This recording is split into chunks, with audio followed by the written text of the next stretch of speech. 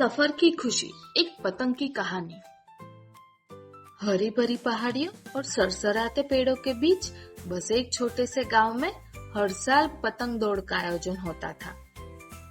यह गांव के बच्चों के लिए सबसे बड़ा और रोमांचक दिन होता। हफ्तों पहले से ही बच्चे अपनी पतंगे बनाने में जुट जाते हैं। रंग बिरंगी कागज, मजबूत डंडिया और लंबी डोर इकट्ठा कर अपने सपनों की पतंगे तैयार करते हैं।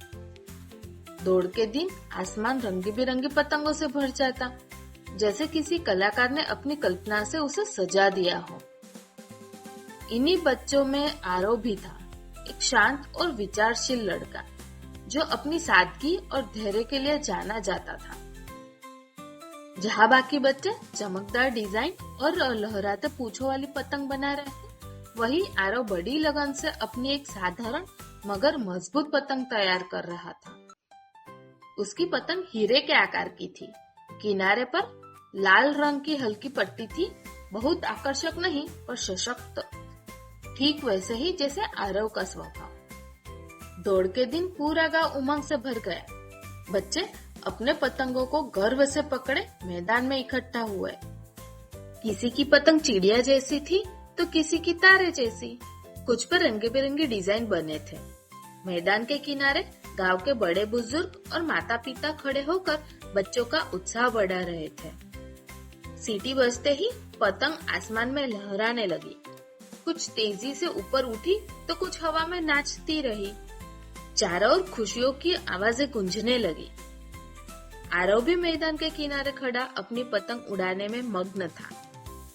शुरुआत में उसकी पतंग थोड़ी डगमगाई, बाकी बच्चों की पतंगें झटपट ऊपर चली गईं और लोग वाह वाह करने लगे। लेकिन आरव विचलित नहीं हुआ। उसने धैर्य से अपनी डोर को संभाला और धीरे धीरे पतंग को हवा के संग बहने दिया। उसने सोचा, यह जीतने की बात नहीं बल्कि हवा को महसूस करने, पतंग को उड़ते देखने और इस पल को जीने की बात है। उधर बाकी बच्चे अपनी पतंगों को सबसे ऊंचा और तेज उड़ाने के प्रयास में लगे रहे। कोई डोर को झटके से खींच रहा था तो कोई ढीली छोड़ रहा था। इस बीच कुछ पतंगे आपस में टकराने लगी और उलझ गई। कुछ पतंगे पास के बड़े बरगद के पेड़ में फंस गई। देखते ही देखते कई चमचमाती पतंगे नीचे गिरने लगी। पर आरव की पतंग शांति से उड़ रही। न वह सबसे ऊंची थी न सबसे तेज, मगर हवा के संग तालमेल बिठाकर स्थिरता से उड़ रही थी। आरव ने न ज्यादा डोर खींची न ज्यादा ढील छोड़ी, बस अपनी पतंग को संभालता रहा। दौड़ के अंत में जब आखिरी सीटी बजी तो मैदान में पल भर के लिए शांति छा गई। फिर अचानक तालियों और खुशी की आवाजें उठने लगी। आरव की पतंग आखिरी तक आसमान में टिकी रही। बच्चे उसके पास दौड़कर आए। एक ने पूछा, तुम्हारी पतंग इतनी देर तक कैसे उड़ती रही? आरव मुस्कुराया और बोला, मैंने इसे बस हवा का आनंद लेने दिया। मैं इसे सबसे ऊंचा या सबसे तेज उड़ाने की कोशिश नहीं कर रहा था। मैं बस इसे संतुलित रख रहा था और दौड़ने दे रहा था। बच्चों ने अपने उलझे धागों और गिरी हुई पतंगों को देखा और फिर आरव की पतंग की ओर देखा। तभी गांव के एक बुजुर्ग, जिनकी आंखों में अनुभव की चमक थी, आगे बढ़े और आरव के कंधे पर हाथ रखकर बोले, आरव की सीख हमें भगवत गीता की शिक्षा की याद दिलाती है। अपना काम पूरी ईमानदारी और लगन से करो, लेकिन परिणाम की चिंता मत करो।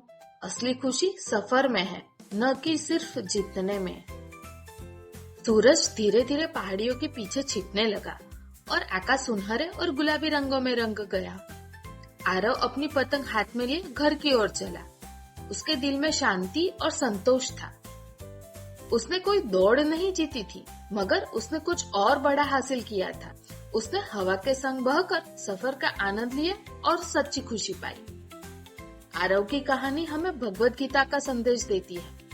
यह जीतने या हारने की बात नहीं, बल्कि अपने प्रयासों को पूरी ईमानदारी से करने और सफर का आनंद लेने की बात है। जब हम नतीजों की चिंता छोड़कर बस अपना सर्वश्रेष्ठ देते हैं, तो असली संतोष हमें वही मिल जाता है।